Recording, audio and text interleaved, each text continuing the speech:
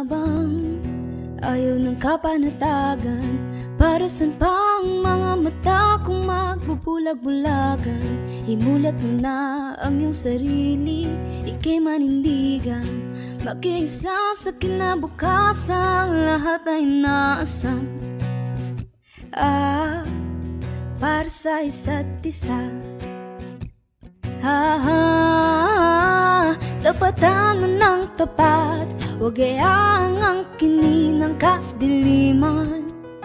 Ang totoo, huwag ibaon, di man lahat ito'y tanggap. Ipakita mong ika'y maninindigan sa dapat at tama, mahirap man ngayon. Kung nanaisin mo naman, maging matapang ka para sa bayan.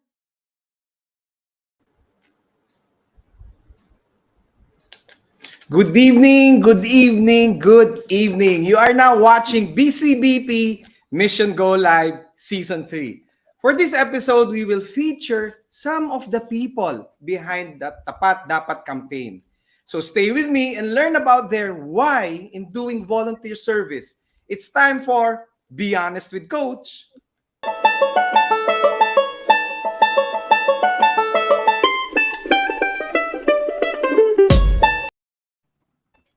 Hi again, I'm your host, Coach Anthony Lozada, a proud member of BCBP Alabang chapter for almost 27 years. Serving through community was never part of my wildest dreams. Kaya with our guest panel tonight, we will discover how this has been part of our way of life in the BCBP. So this Go Live Online series is one way we continue to live out our BCBP mission of bringing Christ to the marketplace and winning the marketplace for Christ.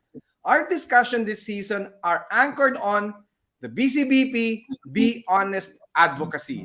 Be honest if others are not, even if others cannot, and even if others will not. Yan. All right. So before our discussion, I want to shout out to all you watching us live and on replay. To all BCBP Alabang chapter members, and other BCBP community members out there. All our family and friends, lahat-lahat na. Thank you for joining us on tonight's episode 2.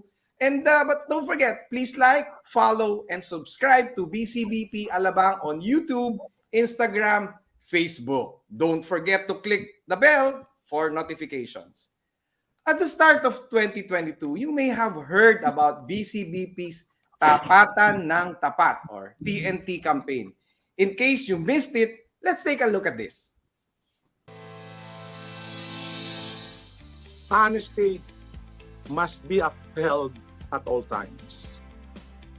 Half-truths, mistruths, fake news, and lies must be stopped. It all starts with our own choice, in words and in deeds. The BCBP envisions the creation of a Be Honest movement so that the entire Filipino nation can be engaged in this meaningful advocacy to enshrine the value of honesty and integrity in the personal and professional lives of our beloved countrymen.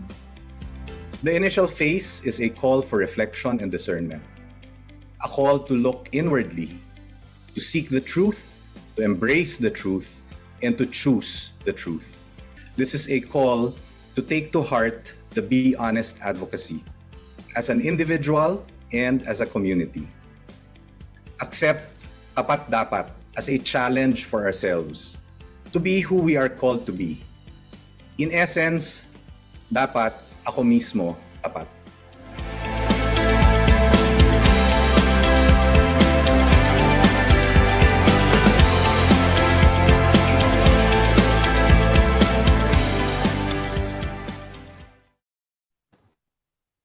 There you go. That video was taken from the campaign launch last January where we were graced by the presence of His Eminence Bishop Pablo Virgilio David, also known as Bishop Ambo, where he talked about truth and honesty in the age of disinformation.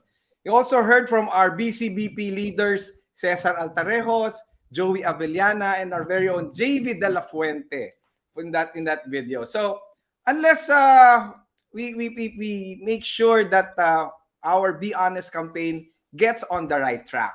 So for tonight, I hope all is well with you, and that all our efforts at our having Be Honest, our Tapat Dapat campaign, be in the midst of everyone, most especially when we go out there into the marketplace.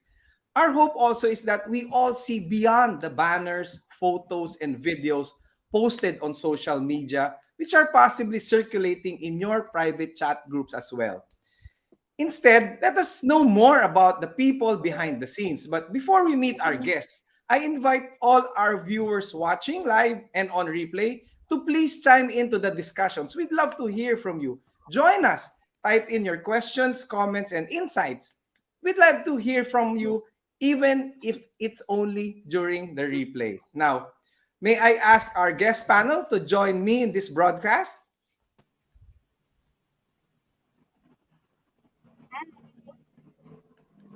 Hello, good evening, good evening. Good Good evening. evening. Kamusta? Good Kamusta? evening. Doing good. How's everyone?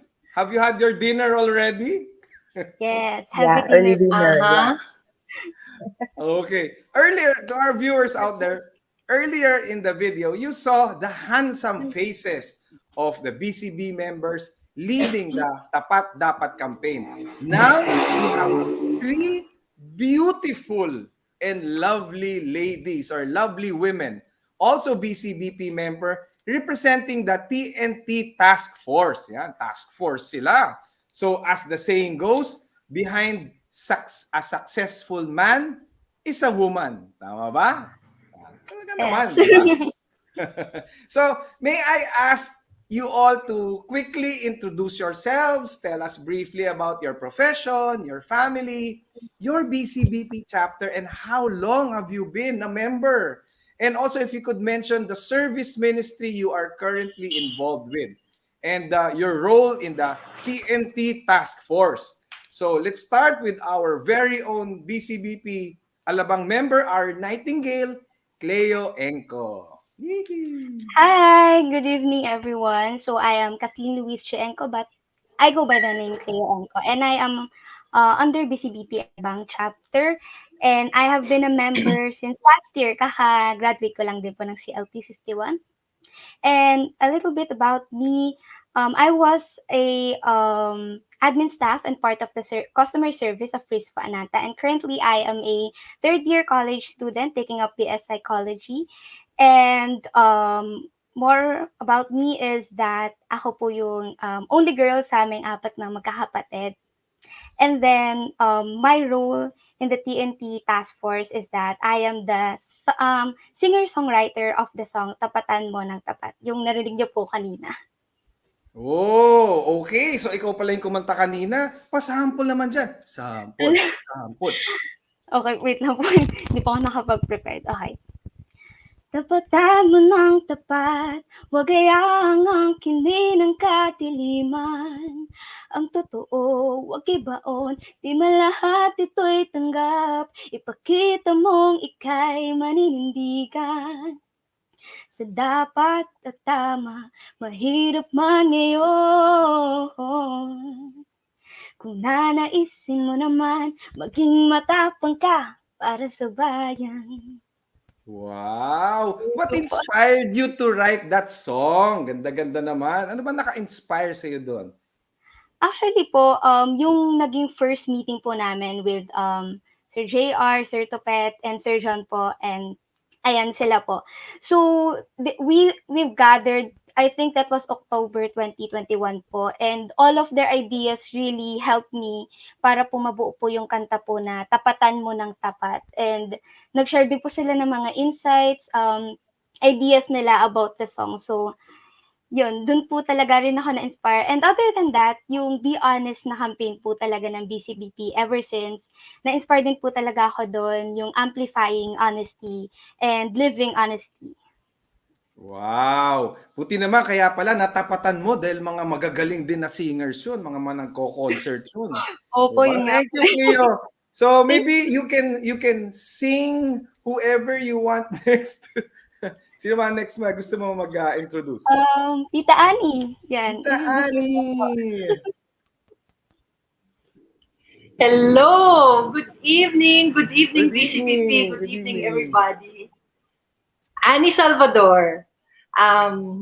Let me introduce myself. My husband, Nelson, and I have 5 single adult children, and one of them is a BCBP member. We joined Makati chapter in 1986. And in 2003, we moved to Baguio. So that's our home chapter now. 36 years, lahat na yata ng service, no? We moved after Nelson became chapter head of Makati, and then he also became the regional council director for Northwest Luzon. Personally, I've always been involved with formation, and I'm a psych graduate, and I took family ministries in Cefam. So when we arrived in Baguio, I volunteered with the parish, with the diocese, with counseling centers. My most significant stints were with UP Baguio, where I lectured for a few years. And I also delivered counseling workshops for parish workers to help them with drug surrenderies in 2016. So I did that for a few years. I'm retired now, and we're empty nesting. And my services in the BCBP are I'm a co-script writer for the Unmasked series. And I was recently tapped to join the Women's Council Speakers Pool, if I may call it that. And of course, content writing for the Tapat Dapat campaign. That's it. Wow, thank you, Tita Annie. Galing, galing naman. Talagang service with the heart and service for Jesus. Okay, Tita Annie, isa na lang naman ang natitira. So, call her na. Ayan, makakanta ko yan kasi isang note lang. Yun, please. Ayun, kinanta ko na. Thank you, Tita Annie. And yeah, good evening, everyone. Bernadette Joven po dito, or Det Joven. I'm with the Calamba chapter, but currently I'm assigned sa Makiling outreach po. Husband ko si Bani Joven. He used to be, he was a former chapter head ng Calamba. I think it's 2009 to 2012, I think. And we have 2 sons, si Kit, who's 30 years old, and si Carlo, 22 years old. I'm a communication practitioner, so probably that's why itong current na task ko with Tapat Dapat is swak na swak sa aking expertise. Ano po? With regards to Tapat Dapat, I'm with Kapatiran, no, ng ating pong BCBP. And when it comes to Tapat Dapat, I'm the content lead of the campaign. Yeah, that's it. Back to you, Coach. All right. Thank you, Tita Det. Ibang klase talaga si Lord, no? Pagka nag-assemble ng task force, we have somebody who will sing to the viewers and for the advocacy, and we have 2 iron ladies, parang foundation ng task force. A while ago, we learned about how Cleo got into this, di ba? So for Tita Annie and Tita Det, can you tell our viewers, paano ba kayo napunta dito? Voluntold ba to? Volunteer? Paano bang ano dito? How did you get into the task force? Tita Det. You na. Ako na voluntold. Ikaw din. Okay. Medyo voluntold din yata. Kasi being part of Kapatiran, so we got invited also dun sa chat group ng Tapat Dapat na binubuo. And then,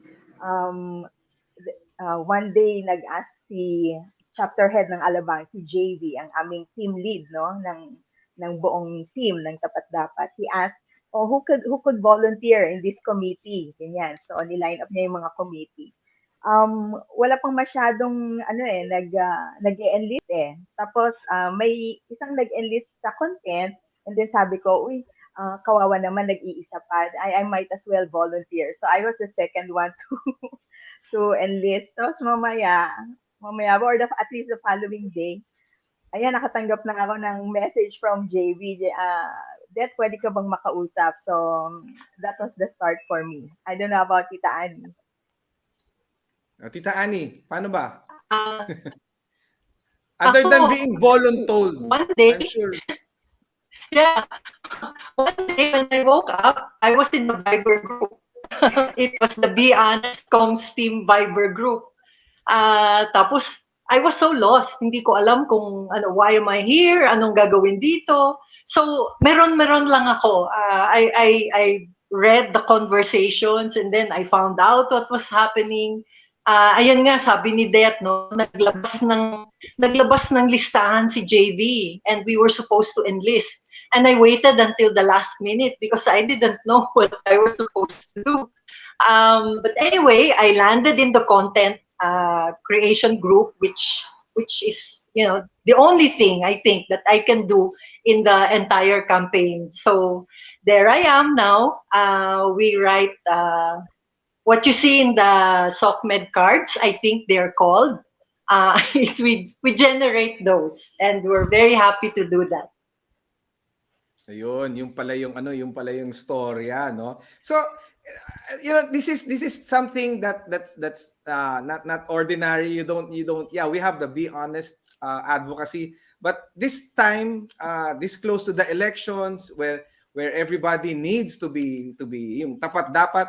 What were the challenges naman that you encountered as you were going on and moving on with this campaign?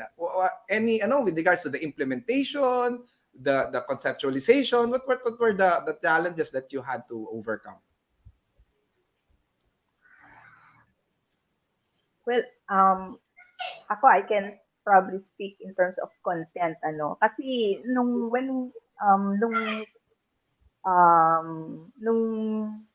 we joined the committees, medyo planchado na in terms of yung strategy. It was already done by JV and a small group. So our task now is to do the content, siguro the challenge is since starting pa lang, talagang super dami ng ginagawa in the onset. Sabi ko nga kay JV noon, hindi yata ito part-time, full-time job. Parang full-time job kasi talagang ang dami-daming kailangan gawin since we're starting nga. So to me that's the initial challenge. Pero now that we got the drift, so okay na. Unlike before, we meet every week to do the content. But now medyo as needed na lang kasi yun nga we already got used to the work style ganyan, and okay na, gamay na namin lahat. So I think that's one of the challenges. Galing. How about Tita Annie? I'm sure si Tita Annie marami ring na-encounter na challenges yan and difficulties. Tita Annie. Yeah, sinabi mo. Yeah. When I decided that I wanted to work with the campaign, I realized that I was swimming in strange waters kasi it was an entirely different creative process that I got exposed to. Meron silang attention to color and shapes and sizes of the font, the placement, the movement. Lahat yun bago sa akin, because I'm a writer. My radar is focused on words and meter. So medyo I had to listen very well. I would write down strange words and promise myself to look them up para wag naman masyadong ano yan, wag masyadong ganon, no? So that was the personal challenge to me. And but I belong to a team of very helpful people. So that was that didn't last very long. The other challenge for me, actually, to be honest, is to remain objective. because we are a non-partisan advocacy, a non-partisan campaign, and I am personally very partisan. So I had to create a boundary between my personal views and the work that I wanted to do for the TNT campaign. Si Cleo, I wonder, ano, may challenge No, ka ba, Cleo? yeah, Parang I mean, chicken yeah, feet I was, yung writing, ah. yeah, I was gonna ask Cleo, anything, any difficulty or any challenges that you faced while writing naman? Nakailang sheets of paper ka ba doon nung nag-type ba sa ano yan? On my end naman po, pagdating sa writing of the song, ang pinaka-challenge ko po talaga is, at that time po kasi, I was in the middle of a personal crisis po sa sarili ko. So, may mga times po na nahihirapan ako ilabas yung words, nahihirapan akong mag-isip kasi those moments is hindi ko kayang maging tapat sa sarili ko. So, dun po ako na-inspire na, since sabi nga po sa kanila Sir JR, the song itself dapat more on asking yourself na ako ba, tapat ba ako sa sa buhay ko. So, dun po sa mga moments na pag inaatahan na anxiety, kapag masyadong na-overthink, ganyan. So, doon po ako humugot ng inspiration din for the lyrics. So, parang ginawa ko po yung challenge. I created something beautiful out of the current challenge po na pinagdaanan ko po during the songwriting process. And then, ayun po, yung mga tanong po actually sa song is hindi lang po ito tanong for the viewers, for the listeners, pero ito rin po talaga is nag-umpisa din po ako sa sarili ko na pag masyadong madilim, parang masyadong maingay, hindi ba ako naiingayan? Parang marami masyadong boses, maraming gustong maging tama, ang daming version ng tama, hindi ba ako naiingayan? So, dun po ako humugot para po sa lyrics po nung kanta. So, yun po yung pinaka-challenge po talaga niya sa akin. Yun. So tama. Maraming tama ka, Cleo. Kasi, di ba, akala mo ikaw yung tama, ikaw yung tapat. Pero in reality, merong mga conflicts din where, you have a hard time really trying to discern sino ba talaga yung tapat, sino pa talaga yung dapat. Now, Tita Det, yung tapat dapat, okay, tapat dapat, way of life. How are we supposed to live this, itong tapat dapat na to? Dapat ba in everything that I do, tapat dapat. Pag ako nakipag-usap, tapat dapat. Paano ba to, Tita Det? Yes. Actually, being exposed tonight, no, medyo doubly challenging, no? Kasi kita na nila kung sino yung mga the team that works behind Tapat Dapat. So, more or less, dapat level up din kami. Ako personally, I should not be, seen na doing mga dishonest na deeds, di ba? Like for instance, ito dadating April 15. So we're supposed to pay our taxes. So yan, unang-una by living out yung way of life talaga. Are we paying our taxes? Tapos itong coming election, are we true to ourselves? Are we talagang pinapractice ba natin yung honesty in choosing our leaders? So those things, even of course sa family ko, sila na din na makikita nila I'm very busy doing things for tapat dapat, and yet am I practicing really this value of honesty in my life. So these things, it will really make you think and be always on check kung ano ba yung aking ginagawa. Am I really doing what I'm preaching? Yun nga, we do not only verbalize, but do we actualize what we are saying? And that I think is the essence of this tapat dapat, no? Talagang it should be a way of life for all. Yan po. Yun, Tita Det. Can you mention any recent event na naalala nyo yung tapat dapat parang in your own personal experience? Nag-file na kayo ng income tax? Parang na-mention nyo kanina. Exactly, ito, di ba? Pag hindi tayo nag-file ng income tax, nakakahiya naman na yun nga, sabi ng we should be honest and tapos hindi tayo mag-file ng income tax. So, that's a no-no. So, magandang reminder talaga itong campaign that we should always be practicing this value of honesty. Yun, tama naman, no? At least it's relevant to what's coming up dito sa mga calendar natin. Now, Tita Annie, a while ago you mentioned about yung elections and then reminding us of yung your personal view and the tapat dapat. What did you want to can you please elaborate on what you just mentioned kanina?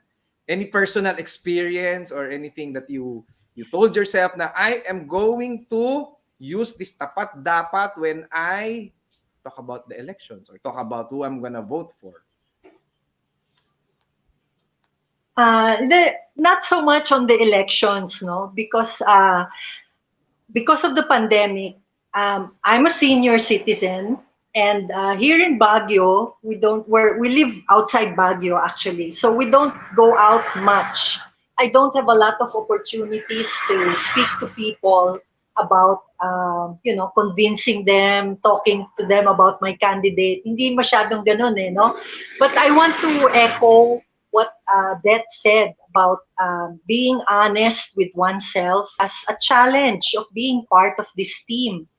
I have to walk my talk. I mean, I tell people to be honest. I write things that they read, asking them to be honest. I have to subscribe to that myself. No? And that's one beautiful thing about being part of this effort, because it's helping me become a more honest person. I am challenged to do what I write, to do what I say, to say what I mean, to mean what I do. We're all works in progress, no? But it's always good to be encouraged and to be challenged. To like the work that I do for the campaign is like a mirror that I have to look at every day, and it's asking me, did you mean that? Do it's really good to have that and to be part of a team of similarly motivated people. I want to honor my group mates, no, in the very little subgroup that I belong to. I want to honor Dette and JV and JR and Berna, especially, who's my co-writer. It's wonderful to work with them. It's challenging, it's encouraging, and it's a lot of fun. It's a lot of fun.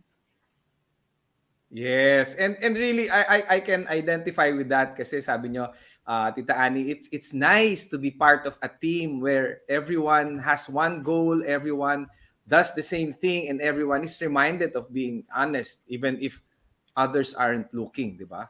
So it's just similar to joining the community, itong BCBP, di ba? It's nice to be part of a family that prays together, prays for each other, and really wishes everybody well. Now, Cleo, sinabi mo kanina yung sa song mo, imulat mo na ang iyong sarili. Hindi ko kakantayin, baka ma-damage ko yung song mo eh. Ika'y maninindigan. Dito, ikaw naman, as in your experience, ano naman yung mga makikikwento mo sa akin na yung mga paninindigan na inspire sa iyo na isulat itong mga lyrics ng kanta na to? Actually, since the song itself, yun nga pa, sinulat ko po siya with the thought na dapat mag-umpisa sa akin. Dapat ako mismo, tanungin ko sarili ko kung nagiging tapat ba ako. So parang everyday lives, makikita mo yan na paglabas mo, maraming maingay, maraming nagsasabi sa'yo, ganito gawin mo, ito gawin mo. And talagang may mga pagkakataon na matutokso kang gumawa ng hindi tama. So parang with that thought po, kumuha po ako dun sa mga scenario na yon na yung paninindigan ko po for this one is more on po sa sarili na pag sinabi ko po na hindi ko 'to gagawin, hindi ko talaga 'to gagawin. Dahil yun nga po, sabi rin po nila, Miss Det and Tita Annie, yun po bang, I should walk the talk. Parang kumbaga po kapag may sinabi ako kailangan makikita or magre-reflect po ito sa sarili ko. So, hindi po puwedeng kumbaga sasabihin mo na, "Hindi mo yan gagawin," pero pagtalikod mo gagawin mo na siya. So more on that and little by little, yun nga po ang sabi ko sa sarili ko is, hindi mahirap kasi pong biglain yung sarili na, "Okey, magiging tapat ako bukas." Tapos the following days biglang hindi ka na. So parang little by little, lagi mong i-remind yung sarili mo. The song actually is a reminder na, parang wake up call siya na, eto na yung ginagawa mo. Is that reflecting yung dapat na pagiging tapat, yung attitude ng pagiging tapat?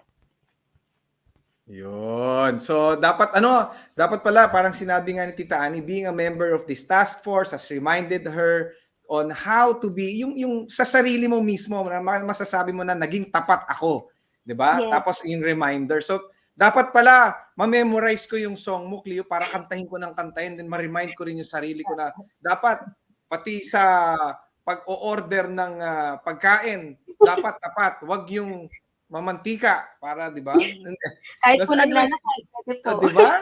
Dapat tapat, hindi yung kung ano lang yung gusto mo, 'di ba? Yung healthy sa iyo. Hindi nagda-digress na tayo sa topic. Pero what I'm amazed at is that kayong tatlo ang naging thrust talaga ng tapat dapat is yung personal. Parang kasi sometimes may ginagawa tayong advocacy pero it's directed towards other people. It's telling other people to follow, to be honest.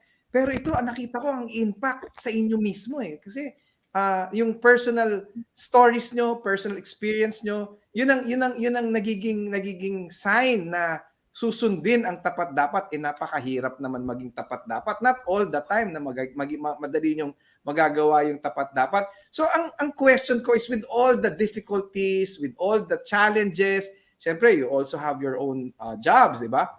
Si Cleo din, I'm sure, baka nagsa-study pa yata si Cleo. Yes. What keeps you going to serve in this task force? What inspires you na nakikita nyo na this is all worth it? Kasi aside from me being reminded about being tapat dapat to myself, anong nag-i-inspire sa inyo? Tita Annie?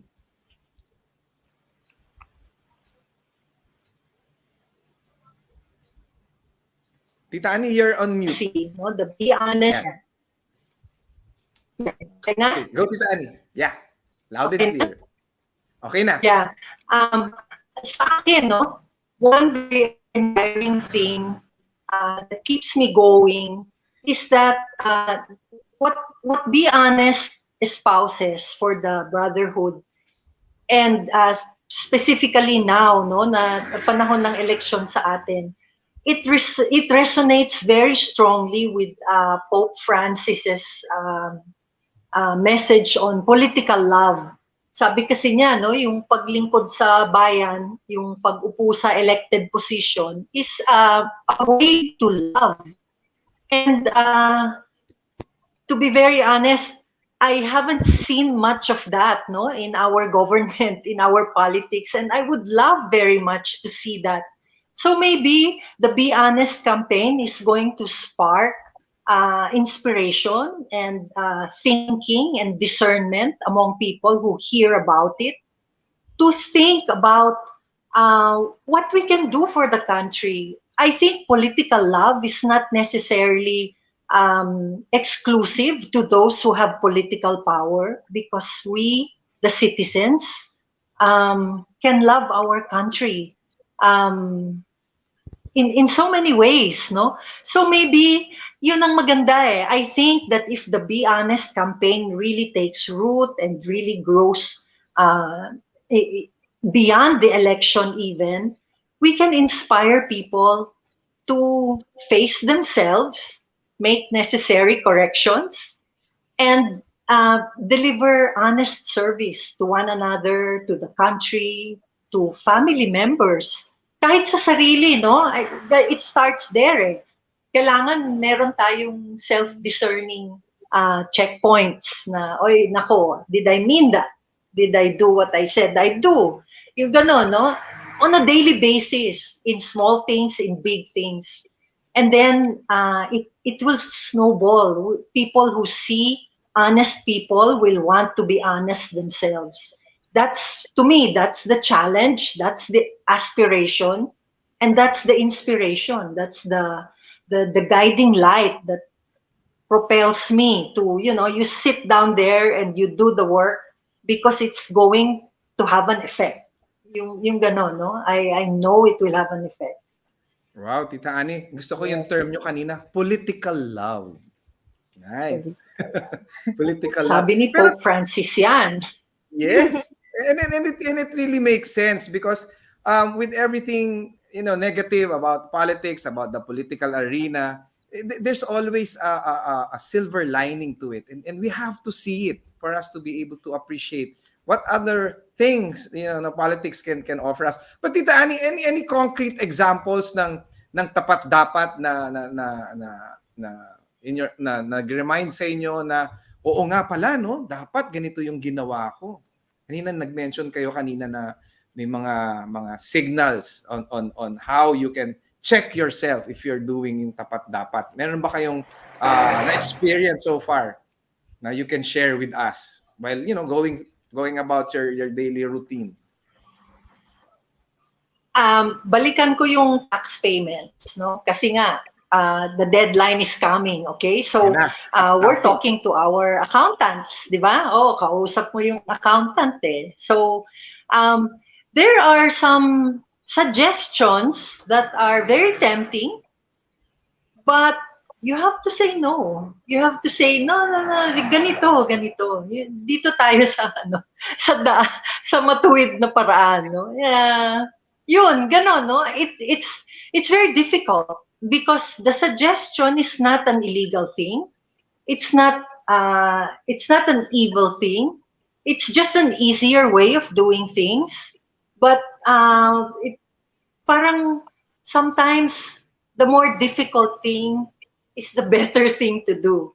And it feels very good to be able to say no to shortcuts and tricks, I think that's all I'm willing to say on a live show. Mamaya na lang, Tita Ani, share niyo. Oh, di ba? Oo, mamaya na. Pero yun, no? I think that's a good example. Okay. Tita Dette, ikaw, can you share to our viewers what continues to inspire you? Dahil alam ko mabigat din ang trabaho nyo dito sa task force na to eh. Yeah. Kasi nga, it's also, yung personal desire na rin to really, why not talagang fully imbibe this honesty, this value of honesty to oneself.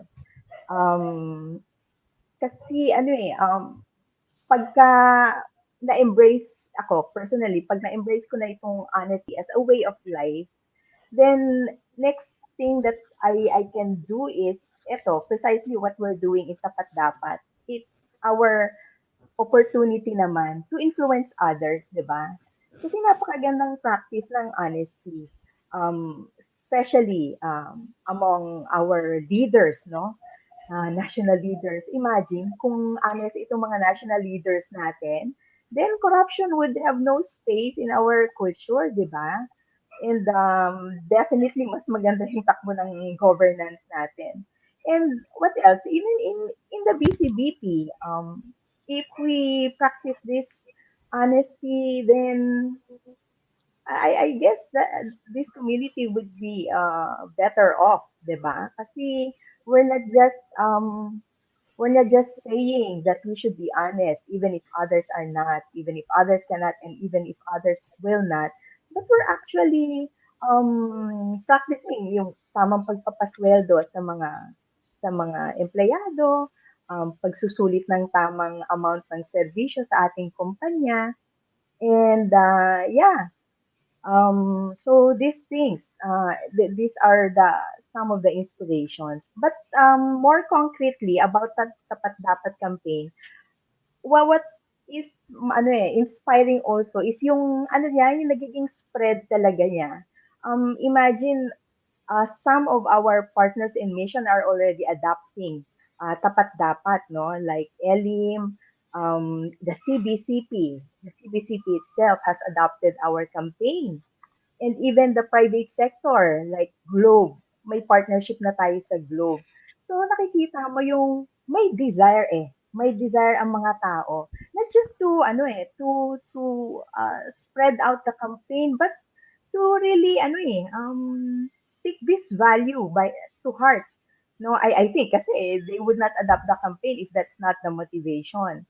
So these things na nakikita natin and pinag-uusapan nga natin baka our aspiration of having tapat dapat as a movement by 2025, I think, no? Baka mas manaro yung timeline natin kasi talagang we're seeing results and mukhang yun ang talagang kailangan na natin at nararamdaman din ng mga tao na kailangan natin at this point in time. So, yun po. Ang galing, ano, Tita Det, nakakakita na tayo ng mga positive results kasi may mga nagka-catch on na dun sa the private sector and the religious sector and they're really catching on to it. Kasi naman, it's high time na really, kung kunyari, kung up to now, hindi ka pa tapat dapat, you have to start somewhere, somehow. Ngayon na, now na, di ba? Ikaw naman, Cleo, as a student, how does this impact your life? Kasi I still can't get over yung lyrics ng song mo. Parang kinakausap ako, parang akong iyong konsensya, di ba? Parang gano'n. Kaya napaka-eksakto yung yung mga lyrics mo eh. Talagang kumbaga arrows yan, ang daming tama eh, di ba? So ikaw naman as a student, how does this impact your life? Yung be honest or yung dapat tapat or tapat dapat? Baka may mga students na nakikinig diyan. Anong mga message mo sa kanila? Ayan. So, personally, as a student, so sa mga students din na nakikinig dyan, I think I am going to mention two things. So, the first thing na kung saan, na kumbaga na live out ko yung tapat dapat or yung be honest is, there was this one time na nagre-report kami sa major subject namin. And then, may tanong yung professor namin and yung tanong lang yun, super easy na pwede mo siyang masagot in a not so honest way para lang malusutan mo yung tanong niya. And then, nung time na yun, nag-isip ako na pupunta ba ako dun sa alam kong, oo, malulusutan ko, pero at the end of the day, makokonsensya ako kasi hindi yun yung tamang isagot sa kanya or magiging honest na lang ako at sasabihin ko sa kanya yung mga pagkukulang ng grupo. So, with that thought in mind, obviously, pumunta po ako dun sa pagiging honest na lang kahit po makikita ng professor yung lack po namin as a group. Kasi, yung konsensya po sobrang lakas niya minsan na kumbaga mang-asar in a way, for the lack of term na lang po, na parang minsan maglalakad ka lang, bigla mo maiisip yung sinabi mo na hindi mo dapat sinabi, yung mga ganyang moments po. And then other than that, pangalawa po is fake news. Since sobrang talamak na po talaga niya ngayon. And as a student po, I should do my research. Dapat hindi ako yung tipong, dapat sa aking mga kapwa estudyante din na nakikinig ngayon, hindi tayo dapat yung tipong nagpapaloko sa fake news. Hindi tayo yung dapat madaling maloko ng fake news. We should do our own research. And may ibang mga posts or comments na mukha siyang reliable, pero siguro gawin natin na isipin na lang natin na lahat nagsisinungaling and then we should do our own research and then doon natin makikita na okay, ito yung tama, ito yung dapat nating panigan, ito yung tapat. So by simply not sharing yung mga alam nating medyo suspicious posts, makakatulong na siya in a way kasi mape-prevent mo yung pag-spread ng fake news na yun, yung post na yun. And other than that, ito may recent webinar po akong na-attendan and dun po sinabi sa amin na one thing to fight fake news din is by reporting the profile or the page na nagpapalaganap ng fake news. Kasi hanggat hindi nasa-stop yung mga ganong klaseng behavior, lalong magsispread yung fake news, lalong marami yung mabibiktima nito. Yun. Alam mo, Tita Det, Tita Ani, eksakto talaga yung tapat dapat. Doon sa answer ni Cleo, 8 times niya ni-mention yung dapat, dapat, dapat. Parang it's an exclamation point na gawin yung tapat kasi yun ang dapat. At saka Cleo, di ba, na-mention mo kanina yung sa group. Imaginein mo kung sumakay ka doon. Ano na ituro mo doon sa grupo na Yes. pwede pa lang, di ba? The truth will set you free. Hindi laging yung uno na grade ang importante, pero ang importante yung konsensya. Di ba? Ang galing talaga, Cleo. And ano, Tita Det, na-mention nyo kanina, yung 2025, talagang kailangan tuloy-tuloy na to eh. Hindi pwedeng umpisa lang, pagkatapos ng elections, wala na, nakalimutan na. Ano ba yung mga nasa pipeline natin para ma-push natin to ng 2025 and beyond? Dahil napakaganda talaga eh. Yes. Actually, yung pong dapat natin ginagawa ay talagang nagagawa na natin ngayon because we really, I don't know about JV, but it's somehow unexpected na yung response ng people beyond BCBP ay maging ganito. And actually, yung response within BCBP among chapters, di po ba, nakita naman natin na pinopost natin sa kapatiran, napakadaming talagang nag-respond to the call of Tapat Dapat by really amplifying the campaign and making it more visible. So this is also our plan for the next 3 more years to enjoin other organizations, private, be it from our church, no, sa lahat. Talagang we want to amplify and spread this Tapat Dapat campaign very far and wide para po talagang maging movement in 2025. And I guess that's a good way of influencing each other, no, personal and then outward direction of influencing everybody to really be honest wherever we are. Yes, yun nga Tita Det, parang ngayon lang hearing Cleo eh, 'di ba? Yun yung impact sa kanya. Imagine if our future generation, yung mga yan eh, I mean, they live and they tell themselves na ito kasi yung dapat. So wala nang ibang iniisip doon. Tita Ani, kayo naman, how do you see this 3 years from now? How do you want to see it continue itong tapat dapat natin? Alam mo, Coach, ito, honesty is a universal good. So, ngayon, no, we're very focused on the elections because it's coming. Pero, ang honesty, hindi lang pang eleksyon, pang negosyo pa, pang hanap buhay pa, pang pamilya pa, pang kaibigan pa, pang sarili pa, no? So, there's no stopping a good force if people rally behind it, and that's really my hope, no, that by 2025, as our leaders imagine and pray for, that the Be Honest movement will really catch fire and transform lives, no. At while I have the mic, so to speak, gusto kong purihin si Cleo. Kanina ko pa siya tinitingnan eh, no? Tuwang-tuwa ako that a young person is so into this, that she is pouring her energy and her talent into this effort. Ang ganda, no? It's such an example for other young people. And I want to talk about the song a little. The first time I heard it, di ba, hindi naman ako millennial, di ba? The first time I heard it, parang, wow, ganyan ang mga kanta ngayon, no? But the poetry of the lyrics really captivated me. And I kept listening to it. And I was telling my group mates, this song is growing on me. Now sometimes it's the song in my head, no? And it's good to have the lyrics in our head because it's a challenge. The song is a challenge. And the song is a very good reminder of our advocacy. So talagang saludo ako, Cleo. Thank you very much for everything that you poured into the campaign. And more.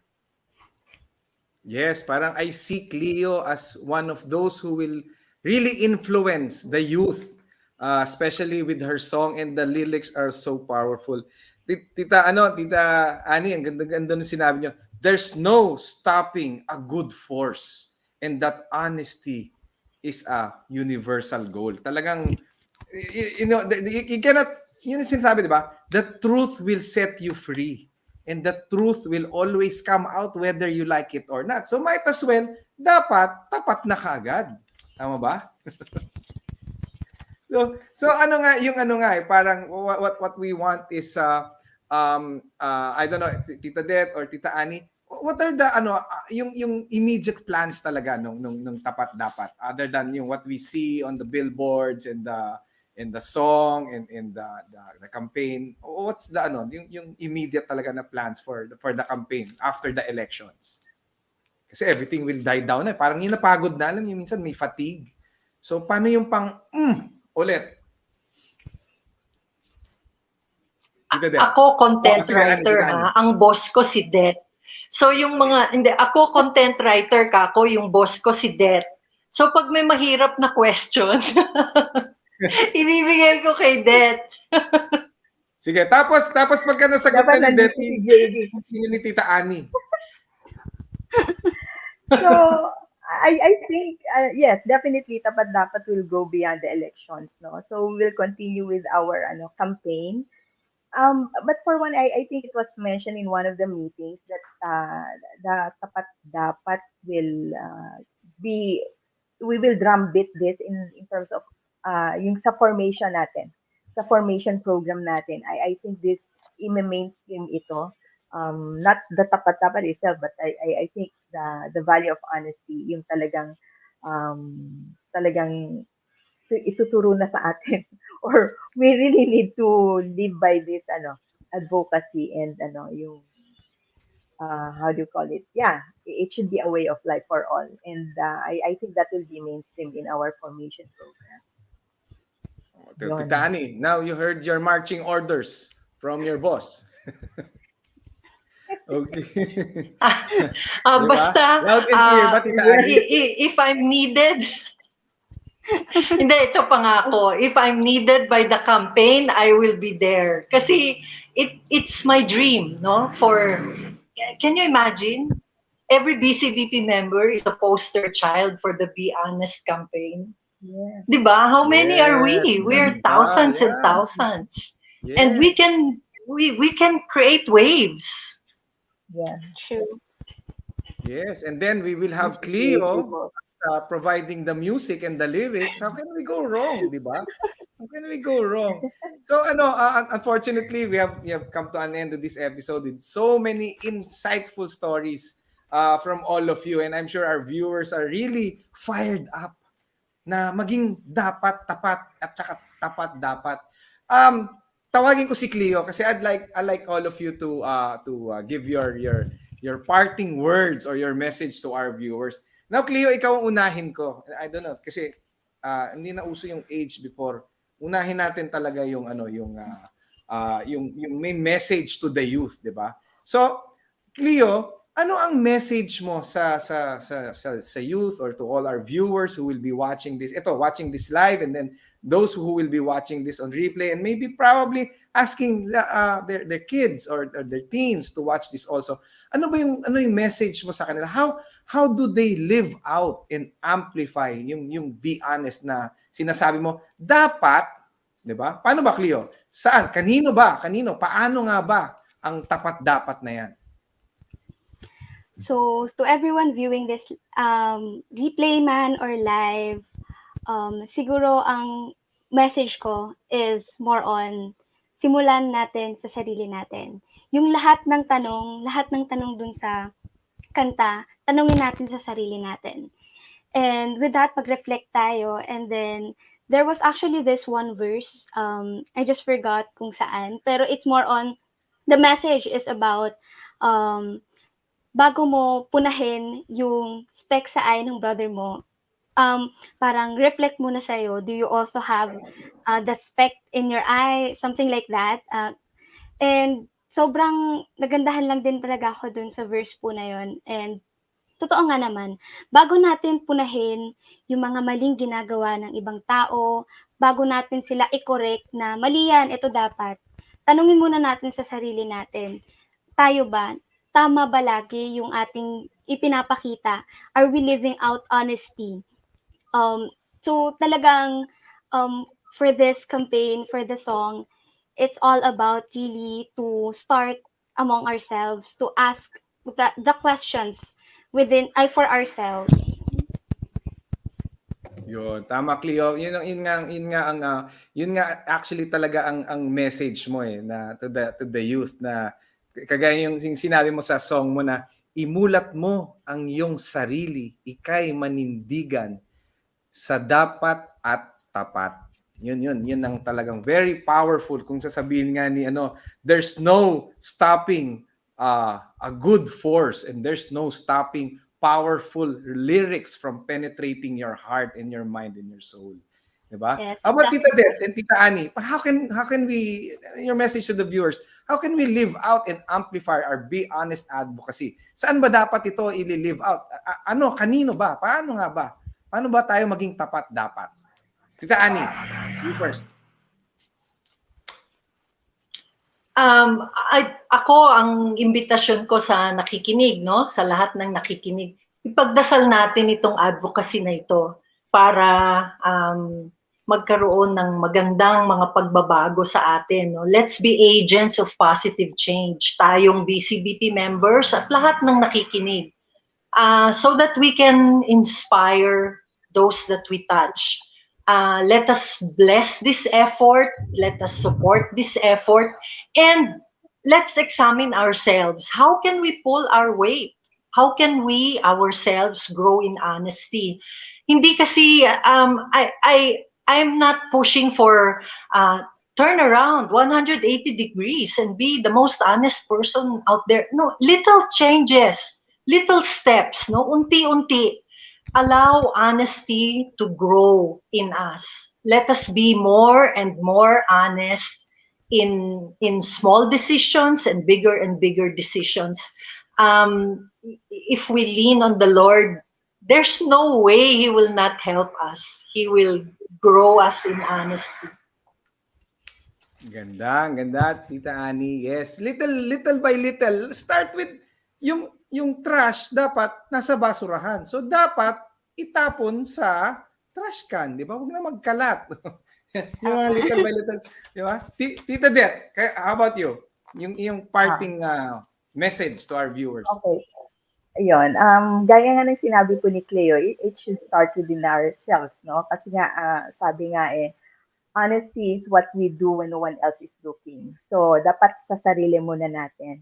But in small and big ways, let's make a difference, no? And let's start by doing this value of honesty, and let's influence those the people around us, and so we can make this place a better one. And for sure, the Lord will be so pleased sa atin pag ginawa po natin yan. Yes, tama yon, di ba? Sabi ni Jesus, I am the way, the truth, and the life. So, honesty really should grow on us little by little. So, once again, I'd like to thank Cleo, Tita Annie, and Tita Det for inspiring our viewers through your service and through this Tapat Dapat advocacy. And my prayer is really for honesty to grow, sabi nga ni Tita Annie, in each one of us, little by little. So, once again, to our panelists, maraming salamat. Maraming salamat. So, to our viewers out there, don't forget to like, follow, and subscribe to BCBP Alabang on YouTube, Facebook, and Instagram. And for those watching on replay, please chime in on our discussion in the comment section because we'd love to hear from you. Tuloy-tuloy lang natin itong discussion na to. So, see you all again in the next episode of Be Honest, Mission Go Live. Go live, go live.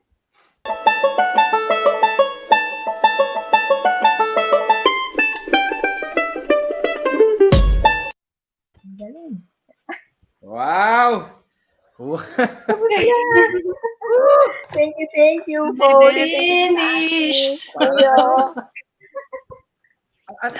Ang powerful ng mga messages nyo. Cleo, isa ka pa. I mean, Medyo talagang, kinabahan po talagang, ako dun. kinabahan ka nga. Ilang pero taon mas ka na, kinabahan yung- Cleo? Ilang taon Ilang ka taon na? 23 po. Wow! Galing, Wow! I'm so proud of you. Yeah, Thank so you. proud, Yes, so yes, proud. I yes. mean, I'm sure the Holy Spirit was working in you while you were making those lyrics. Kasi Yes. walang one word na pwede mong, hindi relevant eh. Ang galing eh. Tsaka if imagine if the youth will be starting to be like Cleo, I'm sure yung mga corruption na yan, yung mga drugs na yan, wala na yan. Ang galing Wow, na. wala na yan.